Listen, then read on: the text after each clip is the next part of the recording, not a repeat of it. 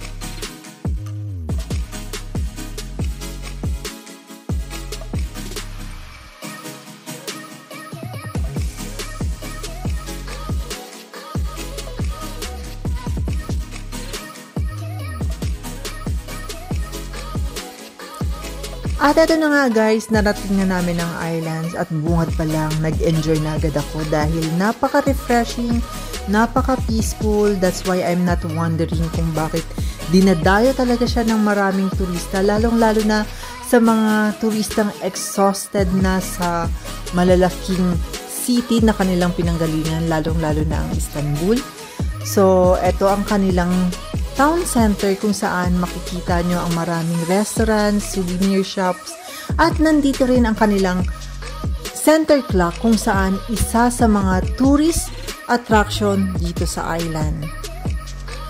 At syempre guys, hindi naman yata ako papahulin na magkaroon ng isang napakagandang picture sa mga touristic areas or touristic places ng Buyuk Ada dahil ito talaga yung goal ko kung bakit gustong-gusto kong puntahan ang mga touristic places ng Turkey. Gamit nga guys ang Google Map and Navigation, itong tinatahak ko ay ang daan patungo sa pangalawang tourist attraction ng isla na tinatawag na Ayayorgi Church and Monastery. Papunta pa lang guys, para na talaga ako nagpepenitensya. Sobrang hili talaga ng daan na to. Dahil ang Ayayorgi ay patatagpuan sa pinakamataas na bahagi ng isla. Kaya sa mga gustong pumunta or bumisita sa Ayayorgi Church, so ihanda nyo na talaga ang mga paa at binti nyo na talagang mag-e-exercise kayo ng todo-todo.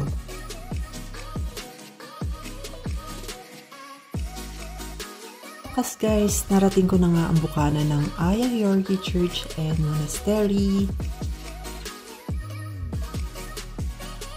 At ito ang bumungad sa akin, napawaw talaga ako guys dahil sa haba-haba at sa hirap ng paglalakad na ginawa ko, very worth it.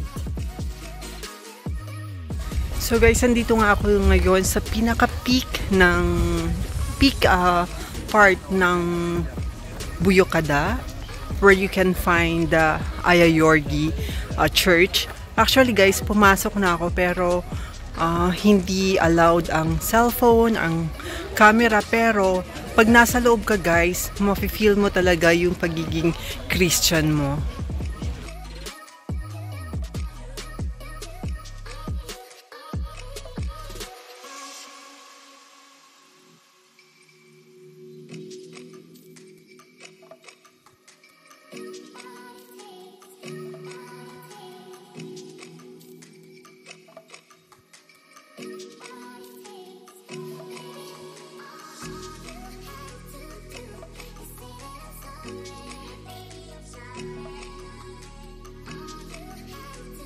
Ang Ayayorgi guys ay hango sa pangalang Ayayorgus na ang ibig sabihin ay Saint George. He was a soldier in Cappadocia that lived in the 3rd century. At dahil bawal nga guys ang camera at cellphone sa loob, kaya nag-search na lang ako ng posibleng mga pictures na pwedeng maipakita sa inyo. At ito na nga siya. So credit to the owner of this picture.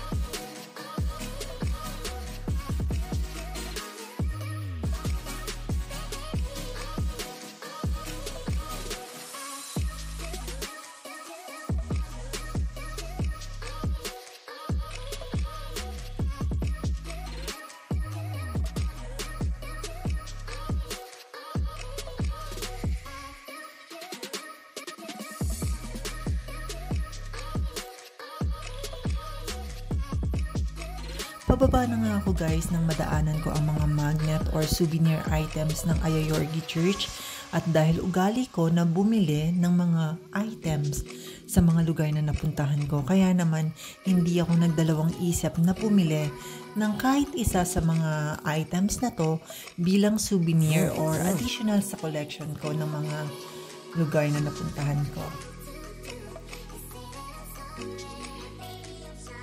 And that's all for my part 1 of this Princess Island tour guys. Don't forget to watch the part 2 for more exciting and amazing tourist attraction of Buyuk-ada.